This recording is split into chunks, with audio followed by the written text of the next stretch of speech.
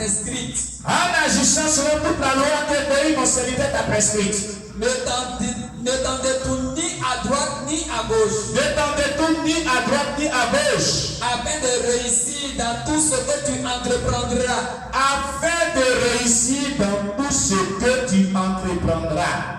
Que ce livre de la loi ne s'éloigne point de ta bouche. Que ce livre de la loi ne t'éloigne point de ta bouche.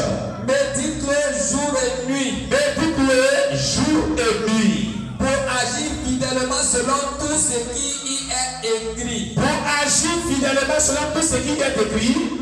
Car c'est alors que tu auras du succès dans tes entreprises. C'est alors que tu auras du succès dans tes entreprises. C'est alors que tu réussiras. C'est alors que tu réussiras. Vous avez compris? Que ce livre, la loi, ne s'éloigne point de ta bouche.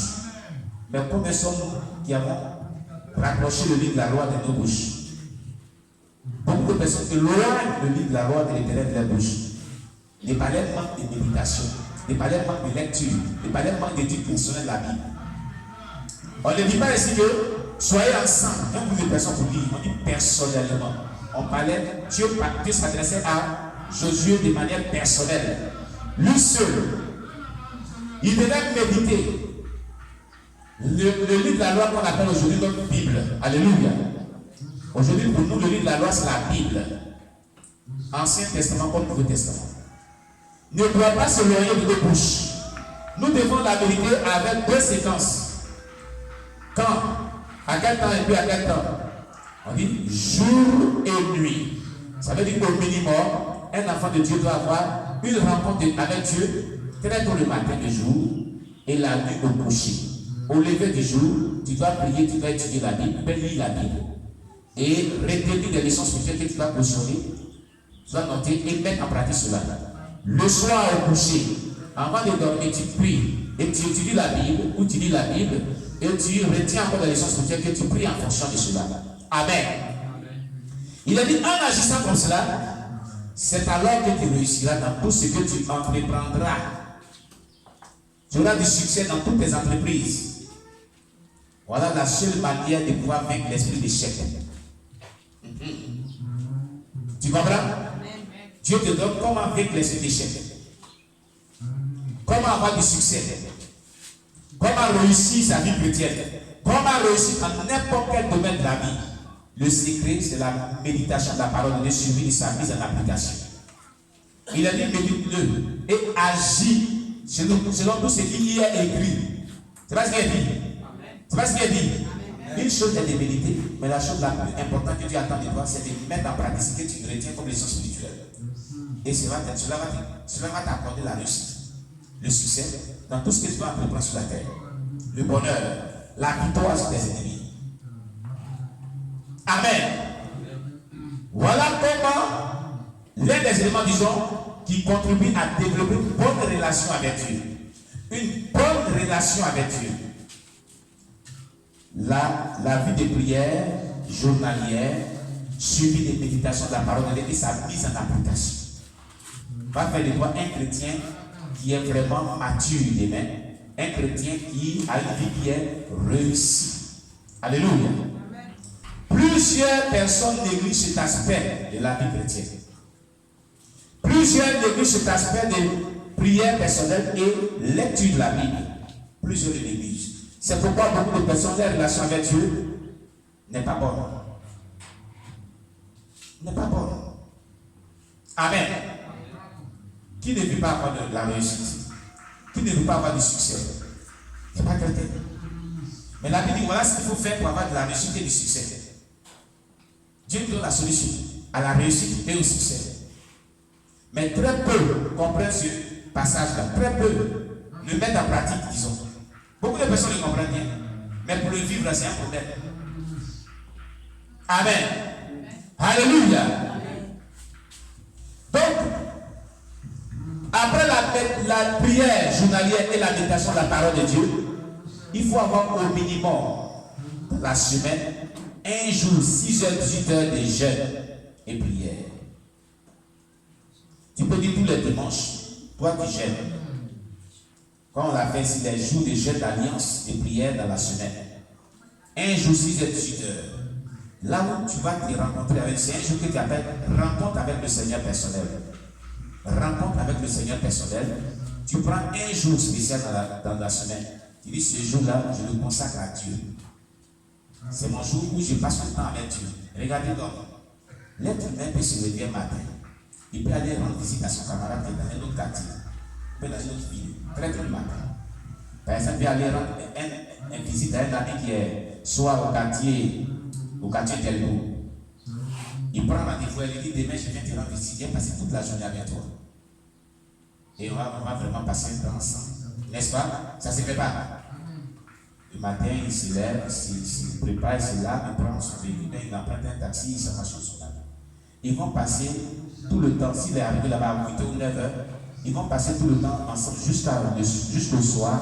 Ils vont manger ensemble, ils vont poser ensemble, ils vont parler de tout et de tout. Le soir, il rentre à la maison, plus tard à 18h. Il est satisfait.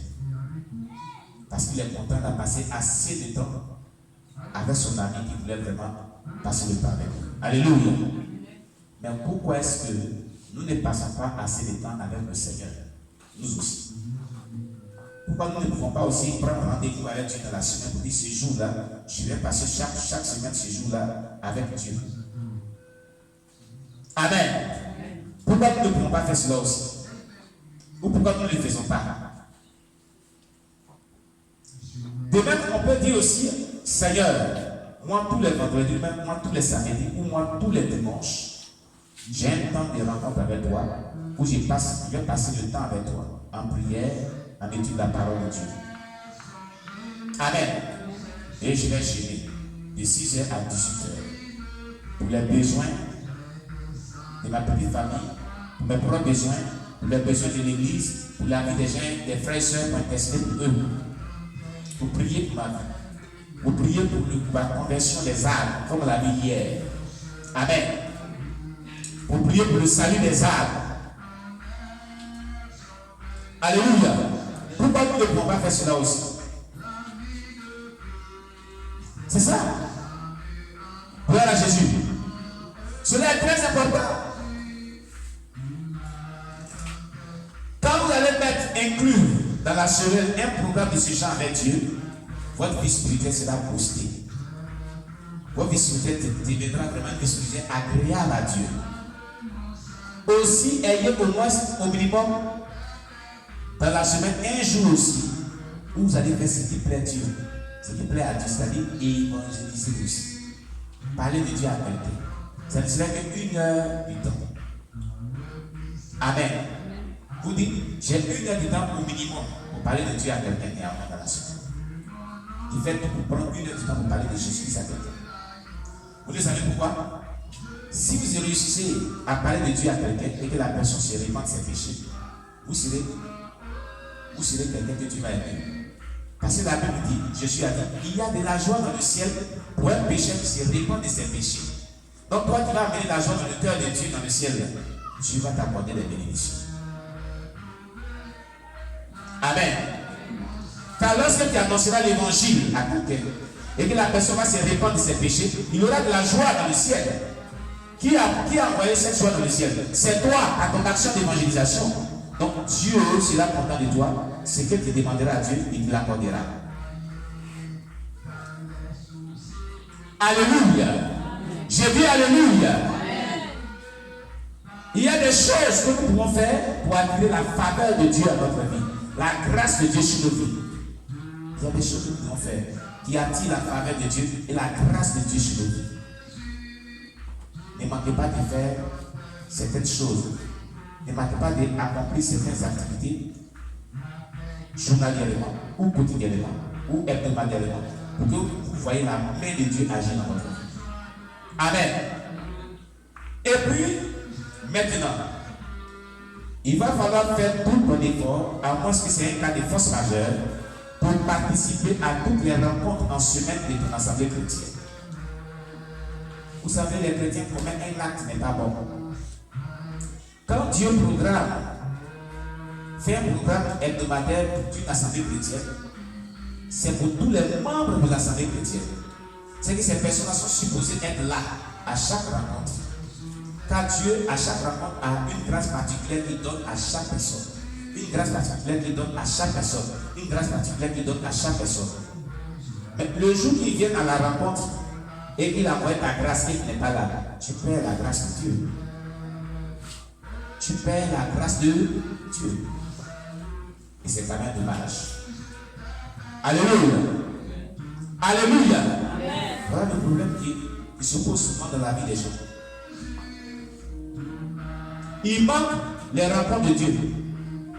Il manque les rencontres de Dieu. On peut manquer une rencontre du Seigneur, sauf cas de force majeure. Alléluia. Mais ne pas venir à l'église, au programme établi par Dieu dans une assemblée chrétienne, tu ne seras pas agréable à Dieu. Dieu ne sera pas content de toi. Parce que tu es supposé être présent. Amen. Regardez dans la Bible un homme de Dieu puissant que Dieu a utilisé. Élie le prophète. Dieu l'a tellement oint, Dieu l'a tellement utilisé, il venait de vaincre les prophètes de Baal et il les a égorgés tous.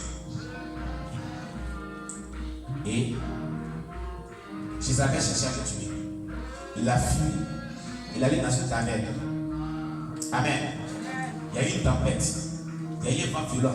Il y a eu tout. Il n'entendait pas la voix de Dieu. Et il y a eu une douce voix mélodieuse. Une douce voix. Et dans la douce voix, la voix de l'Éternel était. Et Dieu lui pose la question. Élie. Il dit oui. Dieu lui dit, que fais-tu ici? Que fais-tu là? Savez-vous pourquoi Dieu lui a posé cette question? Élie n'était pas supposé être là. Il faut être là où Dieu te veut à tout moment. Si tu n'es pas là où Dieu te veut, c'est pas bon. Tu rates des grâces de Dieu. Alléluia. Élie n'était pas là où Dieu le voulait. Gloire à Jésus-Christ. Et ce n'est pas bon. C'est pour ça que Dieu lui dit, Élie, que fais-tu là? Amen. Quand Dieu veut vous voir dans sa présence, vous n'êtes pas. Dieu vous posera la question. Mais qu'est-ce que tu fais là où tu es? Tu n'es pas supposé être là où tu es.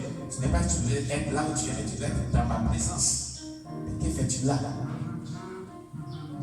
Tout cela est en défaveur pour toi. Tout cela ne va pas vraiment t'aider à développer une bonne relation avec Dieu. Mais fais tout pour être dans la présence de Dieu et cela va t'aider à développer une très bonne relation avec Dieu. Bien aimé, comprends cela. Alléluia. Fais un effort pour être toujours en contact avec Dieu. Ces éléments-là participent à toute rencontre qui est établie dans ton assemblée chrétienne. Et cela va contribuer à développer une si bonne relation avec Dieu pour toi. Alléluia. Alléluia. Par exemple, on a fait 14 jours de jeûne, on vient de faire 14 jours de jeûne. Il y a des personnes, souvent, quand on déclare, on programme, Dieu programme les jeunes d'aller à l'assemblée chrétienne, ils n'en font pas. À moins que tu sois malade. À moins que ta santé t'empêche de faire. Mais si tu n'as jamais jeûné et qu'on déclare un jeûne, il faut se de le faire. Parce que Dieu veut accomplir une œuvre spirituelle dans ta vie. Amen. Fais des efforts sur toi, fais-le néanmoins. En le faisant, Dieu va t'aider et tu vas établir quelque chose de potentiel dans ta vie. Amen. Mais ne te dissocie pas, ne sois pas indifférent. Gloire à Jésus-Christ. Que le nom de Dieu soit béni. Que le nom de Dieu soit béni. Donc, les grenades et les pochettes nous amènent vraiment à avoir vraiment des sons pour adorer le Seigneur. Alléluia.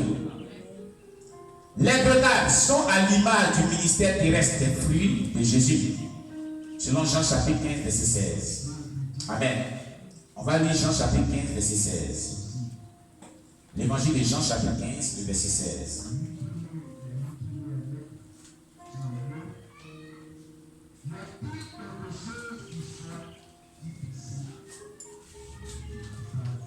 Jean chapitre 15, verset 16. Les grenades sont à l'image du ministère terrestre des fruits de Jésus.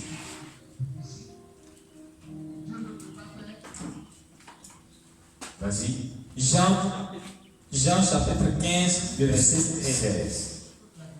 Ce n'est pas vous qui m'avez choisi. Ce n'est